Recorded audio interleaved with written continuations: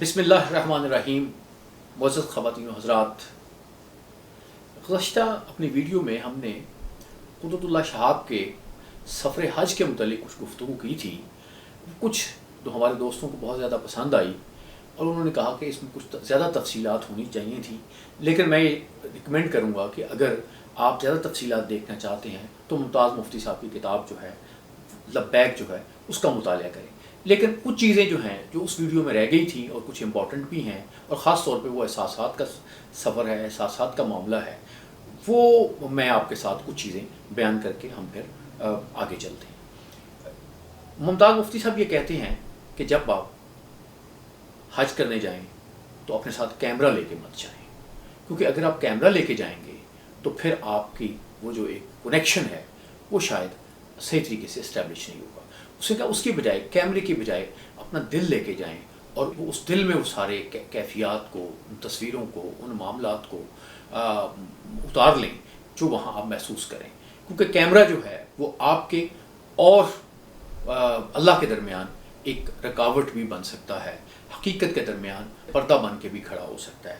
इसके अलावा उन्होंने अपने एक दोस्त शिबली बीकाम की मिसाल दी है कि जब वो हज करने गए तो वो वहाँ पे मुख्तलिफ जो फरमाइशें थी चीज़ों की करते रहे। एक तरह से वो गाइड उन्होंने लिखी हज के मुतालिक कि कैसे हज करना चाहिए। तो इसको भी मुमताज़ मुफ्ती साहब कहते हैं कि इससे भी जो आपका ताल्लुक़ अल्लाह के साथ होता है वो पूरी तरह से इस्टेब्लिश नहीं होता।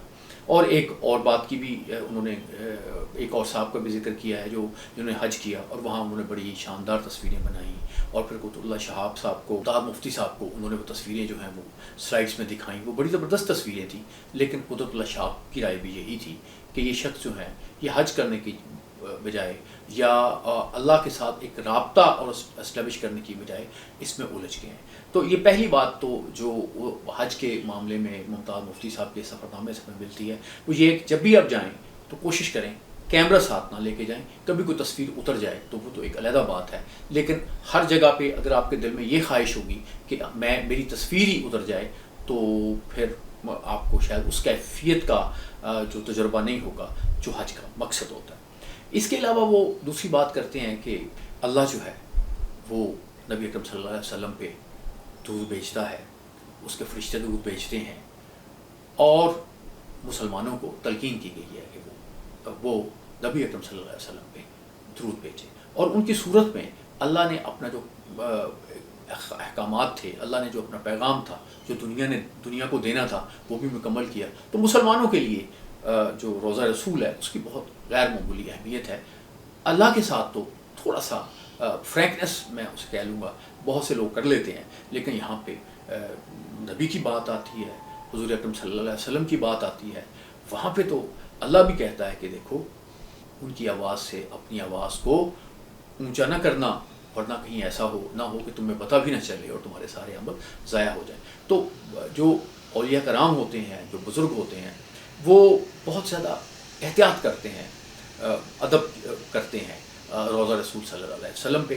तो कुतुबुल्लाह शहाब और जो हैं मुमताज़ मुफ्ती साहब जो हैं वो उन्होंने फिर सफ़र जो है जब तवाफ़ वदा कर लिया और वहाँ से रुखसत हुए, और ज़ाहिर है एक भारी दिल के साथ रुखसत होते हैं अल्लाह के घर से, लेकिन एक शौक़ भी होता है कि अब हाज़री जो है वो पैगम्बर इस्लाम के, पैगम्बर रहमत के सल्लल्लाहु अलैहि वसल्लम के हज़ूर जो है वो उसकी सादत नसीब होने वाली है। और बड़ी एक खूबसूरत बात उन्होंने ये लिखी है कि जब कुदरतुल्लाह शहाब के मुतल्लिक़ लिखी है कि जब कुदरतुल्लाह शहाब ने पहली मरतबा हज किया तो वो मदीने पहुँचे, तो वहाँ उनका वो जज्बा अक़ीदत जो था वो कुछ इतना ज़बरदस्त था कि मस्जिद नबवी के सामने एक मैदान था, उस मैदान से उन्होंने मिट्टी जो है थोड़ी सी ली और उसको अपनी आँखों में डाल लिया। उस मिट्टी की वजह से उनकी आंखें जो हैं वो बहुत बुरी तरह सुर्ख हो गईं और सूज गईं, और 3 रोज़ तक वो आराम ना रहा।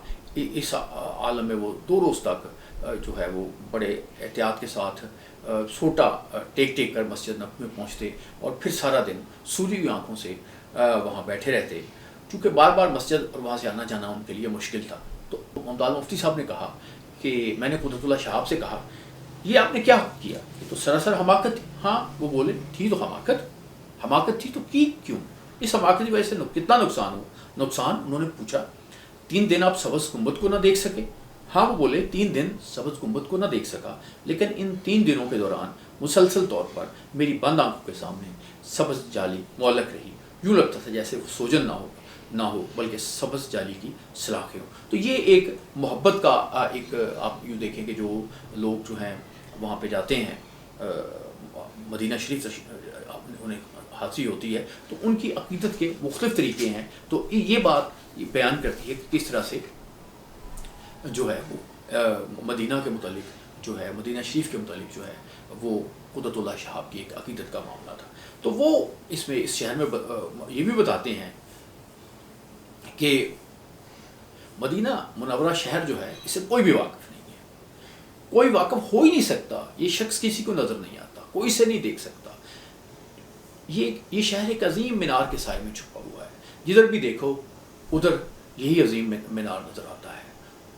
तुम जो सर उठाकर इस अजीम मीनार की बुलंदी का जायज़ा भी नहीं ले सकते, तो तुम इस शहर को क्या देखोगे? कुतुबुल्लाह शहाब ने कहा कि मुझे पिछली दफ़ा एक दरवेश ने बताया था कि यहाँ बड़े बड़े औलिया कुतुब आते हैं, मगर उनमें इतनी हिम्मत नहीं पाते कि वो सर उठा कर देखें। तो ये एक दरवेश की बात थी जो अभी हमने की। तो इस पर कुतुबुल्लाह शहाब साहब ने ये कहा कि मदीना मुनव्वरा को आज तक किसी ने नहीं समझा, किसी ने नहीं जाना। यहाँ जो भी आता है उसकी तवज्जो हुज़ूर सल्लल्लाहु अलैहि वसल्लम की तरफ होती है, सबकी निगाहें पैगम्बर रहमत सल्लल्लाहु अलैहि वसल्लम की तरफ उठी होती हैं, सबके दिल हुज़ूर सल्लल्लाहु अलैहि वसल्लम के लिए धड़कते हैं, सबके दिलों का फोकस हुज़ूर पर मरकूज़ है, सिर्फ हुज़ूर फोकस में है, बाकी सब कुछ धुंधला है, आउट ऑफ फोकस। हुज़ूर सल्लल्लाहु अलैहि वसल्लम एक अजीम मीनार है और ये शहर इस मीनार का साया है। ये एक मोहब्बत की बातें हैं और बड़े अक़ीदत के साथ उन्होंने बयान किया है कि किस तरह से उन कैफियत को बयान किया है। ये बड़ी खुशकिस्मती की बातें हैं, ये नसीब की बातें हैं। ये अल्लाह का रसूल जो है, अल्लाह की ख़ास रहमत हो, अल्लाह के रसूल का एक मेहरबानी हो, तो फिर कुछ चीज़ें जो हैं समझ आती हैं। तो उन्होंने एक कुतुबुल्लाह शहाब के साथ कुछ मैं वाक़यात आपके साथ बयान करूँगा। मैं रिकमेंड करूँगा कि आप इस किताब को ज़रूर पढ़ें ताकि आप ज़्यादा बेहतर तौर पर इसको समझेंगे। मसलन लिखा है कि उन्होंने जब मस्जिद नबवी के खुलने का वक्त आया तो रात के वक्त कुतुबुल्लाह शहाब साहब ने मुमताज़ मुफ्ती साहब को उठाया। तो मुमताज़ मुफ्ती साहब लिखते हैं कि होटल की सीढ़ियाँ उतर कर जब हम नीचे पहुँचे तो सड़क सुनसान पड़ी थी, मस्जिद नबवी के सदर दरवाजे बंद थे। कुदरत मस्जिद नबवी की दीवार के साथ साथ यूँ चले जा रहे थे जैसे रास्ते से पूरे तौर पर वाकिफ़ हों। कुछ दूर जाकर वो रुक गए, इधर आ जाइए। वो दीवार की तरफ इशारा करके बोले, ये कौन सी जगह है? वो दीवार की तरफ इशारा कर, ये कौन सी जगह है? मैंने पूछा, ये बाब जिब्राइल है। इस दरवाजे से हज़रत जिब्राइल हुज़ूर सल्लल्लाहु अलैहि वसल्लम के पास आया करते थे। वो एक छोटा सा दरवाज़ा था, दीवार के साथ साथ ज़ायरीन की किताब लगी हुई थी। अंधेरे में वो अच्छी तरह नज़र नहीं आ रहे थे। हम दीवार के साथ कतार में खड़े हो गए। ये दरवाज़ा कहाँ खुलता है? हुजरा मुबारक में। यहाँ नवाफिल पढ़ना अफसल इबादत है। और फिर वहाँ वो खड़े रहे और कुछ दरवाज़ा खुल गया। उसके बाद वो अंदर दाखिल हुए तो वो एक छोटा सा कमरा था। अच्छा, मैं यहाँ ये अर्ज़ करूँ कि ये मुमताज़ मुफ्ती साहब ने और कुतुबुल्लाह शहाब साहब ने जब ये सफ़र हज किया उसके बाद से अब बड़ी वहाँ पे बिल्डिंग में बहुत एक्सटेंशन हुई है, बहुत ये उस तरह से सारी सूरतें नहीं हैं, लेकिन वो जो मुक़द्दस मकामात हैं उनका तयन जो है वो आज भी किया जा सकता है। उसने कहा कि जब हम वो दरवाज़ा खुल गया तो हम सब बारी बारी अंदर दाखिल हो गए। ये एक छोटा सा कमरा था, उसमें जो लोग हैं वो यानी एक दीवानगी में जो है वो एक उनकी कोई दीवानगी तारी थी, एक मोहब्बत तारी थी। तो उन्होंने लिखा है कि हुजरे में दाखिल होते ही कुदरत ने दीवार के साथ खड़े होकर नफलों की नीयत बांध ली। उसके पास ही मैंने भी 2 रकात नफल की नीयत बांधी। दफतन पीछे से एक धक्का आया, मैं हवा में उछला और कलाबाजी खाकर मुकाबल की दीवार से जा टकराया। चंद साथ के लिए तो मुझे समझ में ना आया कि हुआ क्या है, फिर याद आया कि मुझे नफल पढ़ने हैं। मैंने उठकर फिर नीयत बांधी। चंद साथ के बाद मैंने अपने आप को ऊंधे मुँह गिरा हुआ पाया। अरे ये क्या हो रहा है? मैंने सोचा। कुछ देर तो मैं अपने आप को संभालने में मसरूफ़ रहा, फिर उठकर बैठ गया और सोचने लगा कि असर नौ नीयत बांधूं कि नहीं। मैंने चारों तरफ देखा, हुजरे में नमाजियों की कैफियत देखकर हिम्मत ना पड़ी। बेकार है, मैंने सोचा, यहाँ नफल पढ़ना मेरे बस की बात नहीं, मैं नफल नहीं पढ़ूंगा। इस फैसले के बाद मैं सरक कर कोने में जा बैठा और हुजरे का जायज़ा लेने। इसमें उन्होंने एक और बड़ी अच्छी बात की है कि हुजरे की कैफियत अजीब सी थी। मुझे ऐसा महसूस हुआ जैसे मैं कलकत्ते के ब्लैक होल में बैठा हूँ और इस ब्लैक होल में कहीं कोई हाथी घुसा हुआ है। फिर मेरी निगाह कुदरत पर पड़ी। कुदरत इस वक्त फुटबॉल की तरह हुजरे में इधर उधर उछल रहे थे। अभी इस दीवार से टकराए, अब उस दीवार के साथ ऊंधे मुँह पड़े हैं, तो वो फिर उठ बैठे और यूँ उठ खड़े हुए जैसे नीयत न टूटी हो, जैसे नमाज जारी हो, जैसे और फिर वो धर्म से पीछे को गिरे। इनके पीछे खड़े 7-8 नमाजी सब के सब लटक गए, जैसे करीब करीब खड़ी ईंटों की कितार में से एक ईंट गिरे तो सारी ईंट गिर जाती है। अरे वो तो फिर खड़े नफल पढ़ रहे थे। हैरत की बात ये थी कि कुदरत सिर्फ जिस्मानी तौर पर गिरते रहे और जिस्मानी थपेड़े उनके जहन पर कोई असर नहीं रखते थे। गिरने के बाद वो यूँ उठकर खड़े होते जैसे मिट्टी के पहलवान हो। ना वो ये देखते थे कि धक्का किधर से आया है, ना ये देखते कि उन्हें कहाँ से चोट लगी, ये देखते कि अब कहाँ खड़े हैं। वो तो यूँ उठकर हाथ बांध लेते जैसे सीधे से उसका बैठे हों। मैं हैरत से उनकी तरफ देखता ही रहा। कुदरत के अलावा दूसरे लोग भी वहाँ नफल पढ़ने की कोशिश में लगे थे। उन्हें भी धक्के लगते थे, वो भी लड़खड़ा कर गिरते थे और कोशिश करते थे कि नीयत ना टूटे, लेकिन इनकी तवज्जो भड़क जाती, उधर उधर देखने लगते और उन्हें फिर से नीयत बांधनी पड़ती। फिर जो मैंने देखा कि एक ताज़ा धक्का खाने के बाद कुदरत मेरे करीब आ खड़े हुए, मैंने उनकी तरफ गौर से देखा। उनके चेहरे को देखकर मैं हक्का बक्का रह गया। चेहरे पर इस कदर सुकून था जैसे पहाड़ के वीराने में स्नो लाइन से ऊपर से खूह में तन तनहा को योगी ध्यान लगाए बैठा हो। उनके चेहरे पर कोई उलझन ना थी, फिक्र की कुछ सलवट ना थी, आज़ादी का कोई निशान ना था। ऐसा लगता था जैसे वो पहाड़ के दरख्त के नीचे बैठे हुए हैं, बुद्ध हों जिन्हें निर्वाण हासिल हो चुका है। नहीं, ये नहीं हो सकता, ये कैसे हो सकता है? ये तकाज़ा बशरी के ख़िलाफ़ है। ये लोग जो इस अफरा तफरी में भी ध्यान लगाए रखने की सलाहियत रखते हैं, क्या बशरी तकाज़ों से बेनियाज़ी हासिल कर चुके हैं? दफ़तन मुझ पर इंकशाफ हुआ कि सिर्फ वही लोग इस हुजरे में नमाज अदा कर सकते हैं जिन्हें अल्लाह ने यूनिसन नेमत बख्शी है। सिर्फ वही लोग जो पहले से नवाजे हुए हैं, सिर्फ वही लोग जिन्हें पहले ही अल्लाह और मोहम्मद सल्लल्लाहु अलैहि वसल्लम की खुशनुदी हासिल है।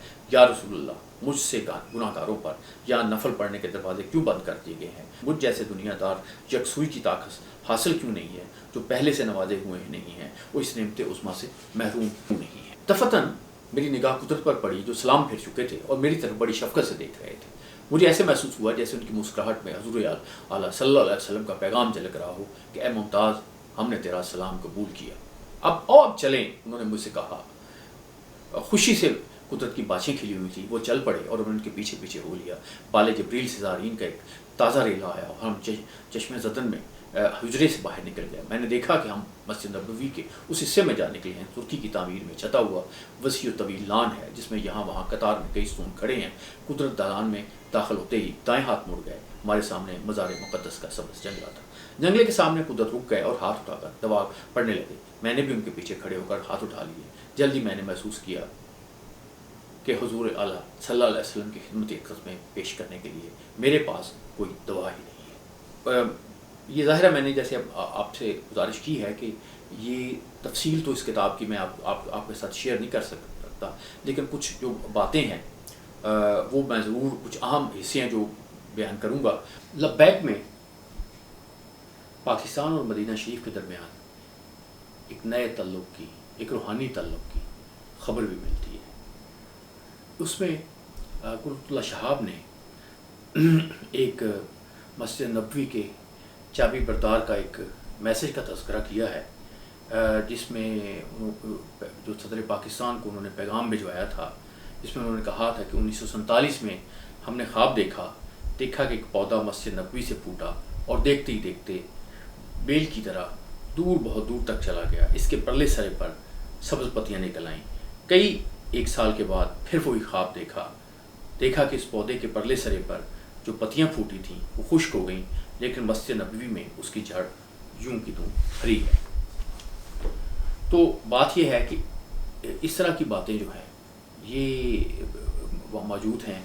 इसके अलावा एक और जो वाक़या है उसमें बयान किया गया है कि वो 1965 की जंग के हवाले से मुमताज़ मुफ्ती साहब ने लिखा है कि लाहौर के मशहूर मारूफ हकीम और दानिशवर नैयर वास्ती साहब 1965 की जंग के दौरान मदीना मुनव्वरा में मुकीम थे।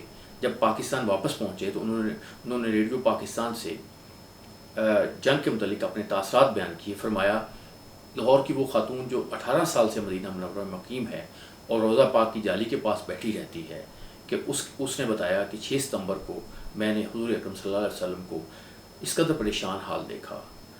एक और बुज़ुर्ग जो रोज़ा अतहर पर مجھ سے ملتے تھے 6 ستمبر کو کہیں دکھائی نہیں دیے۔ ایک مریض نے بتایا کہ آپ جہاد کے لیے پاکستان گئے ہیں۔ ایک اور بزرگ نے فرمایا جنگ بدر کے تمام شہید پاکستان پہنچ چکے ہیں تاکہ جہاد میں شامل ہو جائیں۔ پھر اکتوبر 65 میں روزنامہ جنگ میں کئی خبریں اس موضوع پر شائع ہوئی تھیں، جن میں بھارتی قیدیوں کے بیانات بھی شامل تھے۔ ان بیانات کے مطالعے سے ظاہر تھا کہ بھارتی سپاہی پاکستان کی اس فوج سے خائف تھے جو تلواروں سے لڑتی تھی اور جس کی تلواروں سے بجلی کے شعلے نکلتے تھے۔ مرد قدیم سے ممتاز مفتی صاحب اور قطب اللہ شہاب کی ملاقات جو ہے وہ لبیک میں بڑی غیر معمولی اہمیت کی حامل ہے، اور یہ راز تو فاش نہیں ہوا مدینہ شریف میں کہ یہ مرد قدیم کون تھے۔ تو لیکن اسلام آباد میں ایک مجلس میں جس میں قطب اللہ شہاب تھے اور ایک خاتون تو وہ ایک اور بات ہے کہ اس روز 16 مارچ کا دن تھا، مسجد نبوی میں ابھی فجر کی اذان نہیں ہوئی تھی۔ اس روز بھی قدرت نے مجھے صبح کاذب کے منہ اندھیرے میں جگا دیا۔ پھر ہم دونوں باب جبرائیل سے داخل ہو کر حجرہ پاک میں پہنچے جہاں قدرت نفل پڑھنے میں مصروف ہو گئے تھے، اور میں ایک کونے میں بیٹھ کر ان کی کیفیت دیکھتا رہا تھا۔ اس وقت قدرت اس باکسنگ گیند کی طرح تھے جو رسے سے بندھی ہوئی ہوتی ہے اور جسے باکسنگ کی مشق کرنے والے گونسے مارتے رہتے ہیں۔ وہ اچھلتی ہے، گھومتی ہے، خدکتی ہے، جھولتی ہے، لیکن رسے کے مرکز پر قائم رہتی ہے۔ حجرے میں لوگوں کا ہجوم قدرت کو چاروں طرف سے دھکے دے رہا تھا، لیکن وہ نماز کے رسے سے بندھے رہے۔ دھکے ٹھوکنے کلاباز کی ان کی نیت نہیں ٹوٹ سکتی تھی۔ حجرے میں نفل ادا کرنے کے بعد وہ باہر سبز جنگلے کے پاس بڑے ادب، عجز اور انہماک سے دعا مانگتے رہے۔ پھر ہم دونوں مسجد کے وسطی سین میں جا بیٹھے اور نماز ادا کرنے کے لیے اذان کا انتظار کرنے لگے۔ دیکھیں، اصل میں یہاں پہ آپ اگر تھوڑا سا غور کریں گے تو ہم نے کیفیات کی بات کی ہے۔ انہوں نے کیفیات کا تذکرہ کیا کہ کس طرح سے ادب سے جو ہے یہ سارا معاملہ کرنا ہے۔ انہوں نے کہا کہ اس وقت مسجد نبوی میں زیادہ لوگ نہیں تھے، 100-150 ہوں گے، وہ عبادت میں مصروف تھے اور اذان کا انتظار کر رہے ہیں۔ دفعتاً سبز گنبد کی طرف سے اذان کی آواز بلند، اور پھر اب اذان کی وہ بات کرتے ہیں کہ مکہ معظمہ کی طرح مسجد نبوی کی اذان بھی جھنجھوڑ کر رکھ دیتی ہے، وہ اٹھا کر بٹھا دیتی ہے۔ مسجد نبوی کے میں آواز جو ہے وہ ربڑ کے گیند کی طرح اچھلتی ہے۔ ایک سے زیادہ مؤذن اذان میں شرکت کرتے ہیں۔ ایک آواز اللہ اکبر کی ختم کر نہیں پاتی کہ دوسری آواز اسے پھر اٹھا لیتی ہے۔ جو ایک ڈرامائی ماحول پیدا ہو جاتا ہے، دلوں پر سسپینس کی کیفیت طاری ہو جاتی ہے۔ آپ محسوس کرنے لگتے ہیں کہ کچھ ہونے والا ہے، جیسے ابھی خطیبوں کے ہوشیار خبردار کی آوازیں ختم ہوتے ہی ذل الہی داخل ہو جائیں گے۔ یوں محسوس ہوتا ہے جیسے اذان کے بعد اللہ تعالیٰ خود تشریف لا کر نمازیوں کے سامنے کھڑے ہو جائیں گے تاکہ لوگوں کے سجدے صحیح معنوں میں سجدے بن جائیں۔ اور یہاں انہوں نے پھر ایک عجیب واقعہ جو ہے بیان کیا ہے، اور میں تھوڑا سا اس میں بات بھی کروں گا کہ انہوں نے کہا کہ لکھا ہے کہ ابھی مؤذن نے اللہ اکبر کا نعرہ بلندی کیا تھا اور مسجد میں بیٹھے ہوئے لوگوں کے چونکنے کے عالم میں نہیں تھے کہ میری نگاہ اوپر کو اٹھ گئی اور وہ سامنے کھڑے تھے۔ وہ مجھ سے بہت دور تھے، لیکن میں انہیں اس قدر قریب دیکھ رہا تھا جیسے میری آنکھوں پر زوم لینس فٹ کر دیا گیا ہو۔ مجھے ایسے لگا جیسے مسجد نبوی کی چھت کے برابر اونچی ایک کتاب کھڑی ہو گئی ہے اور تاریخ اسلام کی اس کرم خوردہ کتاب کے جہازی اور آگ سے نیچے اتر کر وہ مسجد نبوی میں داخل ہو گئے ہیں۔ ان کے چہرے اور لباس کی ایک ایک تفصیل واضح تھی۔ میرے سامنے ایک عرب کھڑا تھا جو آج کے جدید عرب سے قطعی طور پر مختلف تھا، جس کے خد و خال، طور طریقے، چال ڈال پر قدامت کی مہر ثبت تھی۔ اس ماحول میں وہ یکسر، منفرد و ممتاز۔ ان کا رنگ سانولا تھا، اس حد تک سانولا جیسے لوہے کے بنے ہوئے ہوں۔ چہرے پر وقار تھی، سنجیدگی تھی، مستعدی تھی، خردمندی تھی، ہوشیاری تھی، معاملہ فہمی تھی، خود آگاہی تھی، جنگجوئی تھی، عزم تھا، سپاہ سالاری تھی۔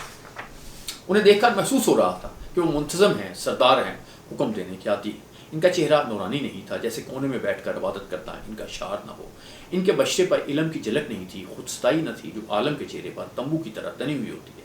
وہ علم کے تخت پر جلوہ افروز نہیں تھے جیسے علماء ہوتے ہیں۔ اس کے برعکس ان کے انداز سے واضح ہو رہا تھا، یوں لگتا تھا جیسے کوئی سپاہی بازوں کے بل بوتے پر اپنے پاؤں پر کھڑا ہو۔ ان کے چہرے پر حوالگی یا سپردگی نہیں تھی، ان کے بشرے پر عجیب سی کرختگی پھیلی ہوئی تھی، بے نام سا کڑا پن۔ اس کڑے پن میں محافظین مسجد نبوی کی جھلک موجود تھی۔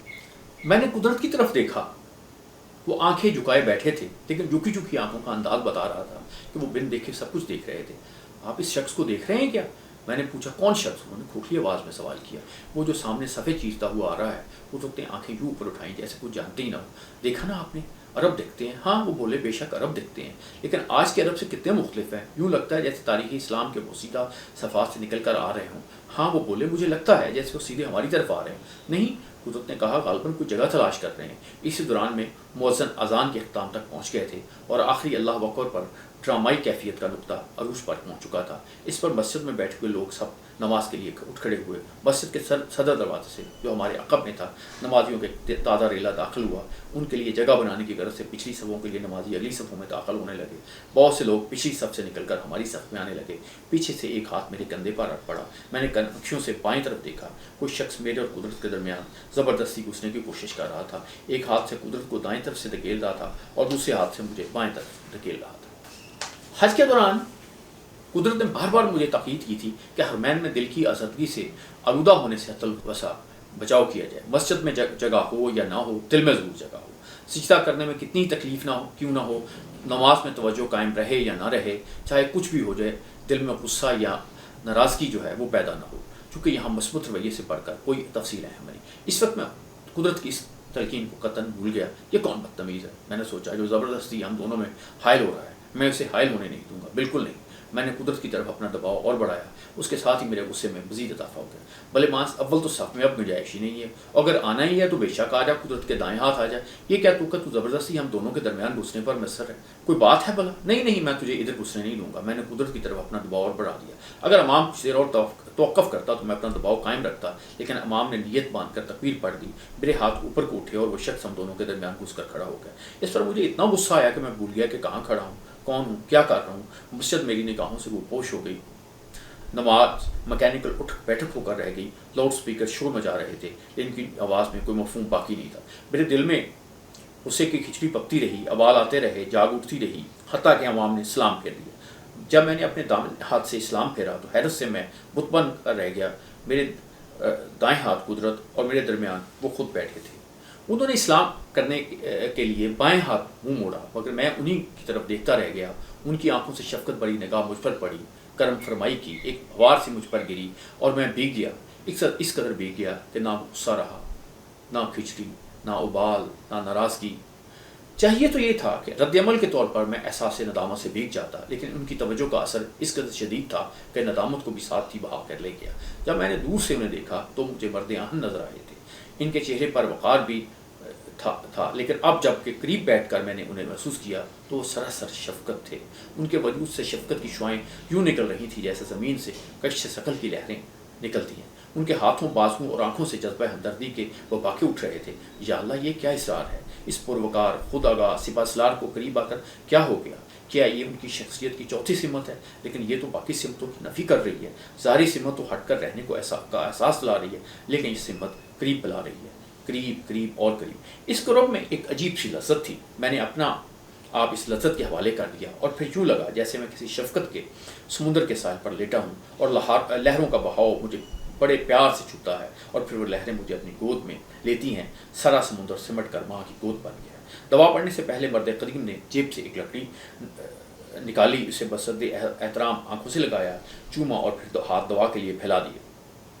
دعا کے بعد کرو فرمائی کہ اس سمندر میں گویا جوار بھاٹا اٹھنے لگا۔ انہوں نے بازو پھیلا کر مجھے آغوش میں لے لیا اور قریب تک کھینچ لیا۔ پھر انہوں نے دایاں بازو پھیلایا اور قدرت کو کھینچ کر قریب تک کر لیا۔ پھر وہ میری طرف متوجہ ہوئے، اپنے بائیں ہاتھ سے مجھے تھپنے لگے۔ ان کے بازوؤں سے گویا مسمرزم کی لہریں نکل رہی تھیں۔ ان کے لمس سے ایک عجیب سی کیفیت پیدا ہو جاتی تھی، ایک بے نام سا سکون، ایک بے نام سی فرد، جیسے انڈے کو انکوبیٹر میں رکھ دیا گیا ہو۔ نماز کے بعد وہ 10-15 منٹ ہمارے پاس بیٹھے رہے۔ اس عرصے میں ان کے بازوؤں، ہاتھوں، انگلیوں اور نگاہوں نے ایک طوفان بپا کیے رکھا۔ کبھی وہ میرے لیے جگہ بناتے، کبھی میرے حاجی بیگ کو یہاں سے اٹھا کر وہاں رکھ دیتے، کبھی میری کمر کو تھپکتے، کبھی میرا ہاتھ اپنے ہاتھ میں لیتے۔ ان کی توجہ تلے میں یوں محسوس کرنے لگا جیسے خوش رسگلے کو شیرے میں ڈال دیا گیا اور اس کا ذرا مٹھاس سے بھر کر نچڑنے لگا۔ ان کی توجہ ہم دونوں پر ایک سی تھی اور اس وقت ہم دونوں مٹھاس سے نچڑ رہے تھے۔ میں نے قدرت کی طرف دیکھا، وہ سر جھکائے عجز سے سرسیاریوں میں بیٹھے تھے۔ دلہن لباسے اور اسی میں سر جھکائے بڑے معصوم انداز میں بیٹھی ہوتی ہے، لیکن اس کی آنکھوں سے صاف ظاہر ہوتا ہے کہ اسے علم ہے، وہ جانتی ہے، سمجھتی ہے کہ کیا ہو رہا ہے۔ میں آج تک قدرت کی زبان سے کچھ نہیں جان سکا۔ جب بھی جانا ان کی آنکھ سے جانا، نگاہ سے جانا۔ یہ درست ہے کہ نگاہ ساری بات نہیں بتاتی، تفصیلات سے نہیں نوازتی، لیکن بنیادی طور پر نفی اس بات کی جھلک کو ضرور واضح کرتی ہے۔ عورت کے متعلق عام طور سے کہا جاتا ہے کہ اگر وہ نہ کہتے تو مطلب ہوتا ہے شاید، اگر وہ شاید کہتے تو مطلب ہوتا ہے ہاں، اور اگر وہ ہاں کہتے تو سمجھ لو وہ عورت ہی نہیں۔ اسی حساب سے میں نے قدرت کے متعلق بھی چند اصول وضع کر رکھے ہیں۔ اگر وہ زبان سے کہیں پتہ نہیں تو مطلب ہے کچھ پتہ ہے، اگر وہ کہیں شاید ایسا ہے وہ تو مطلب ہے ایسا ہی ہے، اور اگر وہ کہیں ہاں مجھے پتہ ہے تو یقین جانو قدرت نہیں کوئی اور شخص ہے، یہ تو قدرت کی زبان کی بات ہے۔ یہ ان کی ملاقات جو ہے جس سے انہوں نے مرد قدیم کا نام دیا ہے، کچھ دیر جاری رہتی ہے، اس کے بعد وہ تشریف لے جاتے ہیں۔ تو اس کے بعد جو ہے وہ انہوں نے کہا کہ جو لکھا ہے وہ کچھ یوں ہے کہ مرد قدیم کے متعلق ہم دونوں کے رد عمل ایک سے بھی تھے اور مختلف بھی۔ میرے رد عمل میں حیرت کا عنصر تھا، لیکن قدرت کے رد عمل میں حیرت کا عنصر نام کو بھی نہ تھا۔ خوشی میں ہم دونوں میں یکساں تھی، لیکن اس کی نوعیت بالکل مختلف تھی۔ میری خوشی والہانہ تھی، والہانہ خوشی مقابلتاً سطحی ہوتی ہے، قدرت کی خوشی میں عمق گہرائی تھی، ان کے اظہار میں ضبط تھا۔ ہم دونوں کے رویے میں بنیادی فرق یہ تھا کہ قدرت جانتے تھے کہ جانتے ہیں، اور میں جانتا تھا کہ نہیں جانتا۔ قدرت کی نگاہیں جھکی ہوئی تھیں، لیکن ان کے عجز کی گہرائی سے پتہ چلتا تھا کہ مرد قدیم کا مرتبہ کتنا بلند ہے۔ قدرت کی گہری خاموشی ملفوف خوشی سے ظاہر تھی۔ نماز کے بعد مرد قدیم نے دونوں ہاتھ میری طرف بڑھا دیے اور میرا ہاتھ پکڑ کر پرجوش مصافحہ کیا۔ پھر وہ قدرت سے مصافحہ کر رہے تھے۔